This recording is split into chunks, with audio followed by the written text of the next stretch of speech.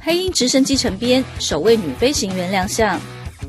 美加要价9亿多元的黑鹰直升机昨天正式成编，总统马英九出席典礼，大方替这3架黑鹰直升机比赞。他在致辞时讲了什么，真的不重要，没人想听。媒体的焦点在国内第一位灾害防救女飞行员。咦，看不到女飞行员，对不对？这就是军方风格，位阶不够高的不能合照。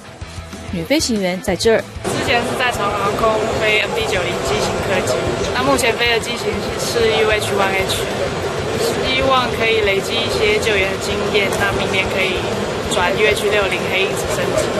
民航机大概2年多，快3年。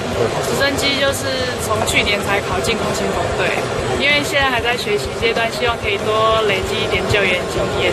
这架贵sam的黑鹰直升机可以克服地形，飞到玉山顶执行救援任务。预计到2019年，全国一共会有15架。